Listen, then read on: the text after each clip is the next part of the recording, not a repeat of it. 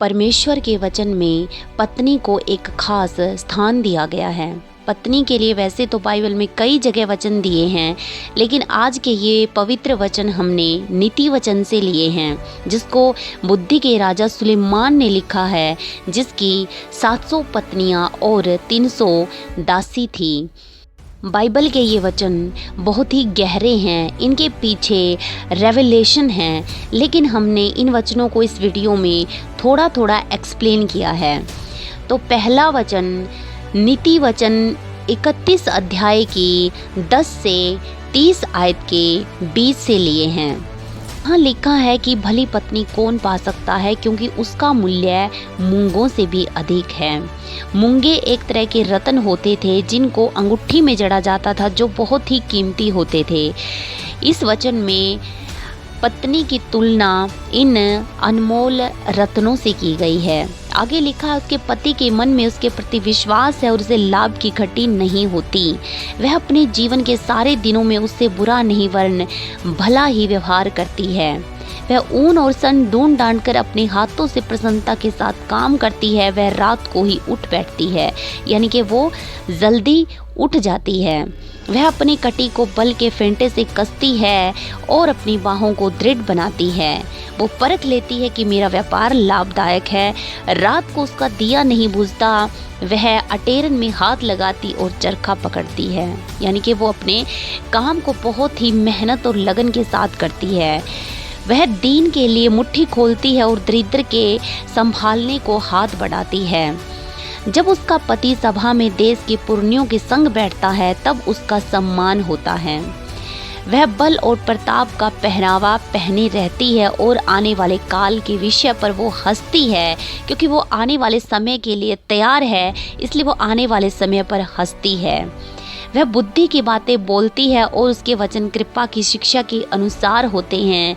वह अपने घराने के चाल चलन को ध्यान से देखती और अपनी रोटी बिना परिश्रम के वो नहीं खाती है। उसके पुत्र उठ उठकर उसको धन्य कहते हैं। उसका पति भी उठकर उसकी प्रशंसा करता है, क्योंकि ये भली पत्नी का चरित्र दिया गया है। आगे परमेश्वर का वचन कहता है कि शोभा तो झूठी और सुंदरता व्यर्थ है, परंतु जो स्त्री यहोवा का भय मानती है, उसकी प्रशंसा ही की जाएगी। हालेलुया। अगला वचन है नीति वचन 5 की 18 से 19। यहाँ लिखा है, तू अपनी जवानी की पत्नी के साथ आनंदित रहे, उसी का प्रेम तुझे नित्य आकर्षित करता रहे। यहाँ परमेश्वर का वचन पति को गाइड करता है कि तू अपनी पत्नी के साथ ही आनंदित रहे और उसी का प्रेम तुझे आकर्षित करता रहे। नेक्स्ट है नीति वचन 12 की 4 आयत। यहाँ लिखा है, भली स्त्री अपने पति का मुकुट है, परंतु जो लज्जा के काम करती है, वह मानो उसकी हड्डियों के सड़ने का कारण हो। अगला वचन है नीति वचन 19 की 14 आयत।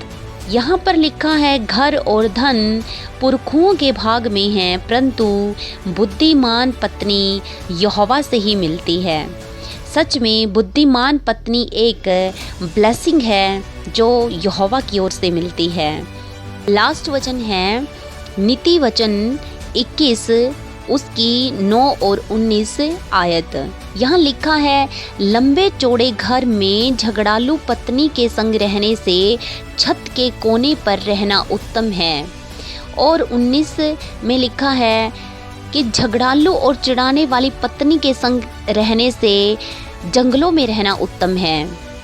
जहाँ बाइबल भली पत्नी को मूंगे से भी उत्तम बताती है, वहीं एक झगड़ालू पत्नी के संग रहने से जंगलों में रहना उत्तम बताती है।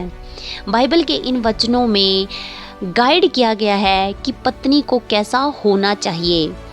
अगर आपको ये वचन समझ में आए हैं, वीडियो अच्छी लगी है, तो इसको लाइक करना और हमारे चैनल आत्मिक प्रतिफल को सब्सक्राइब करना, ताकि ऐसी ही वीडियो का नोटिफिकेशन आपको सबसे पहले मिलता रहे। परमेश्वर सबको आशीष दे।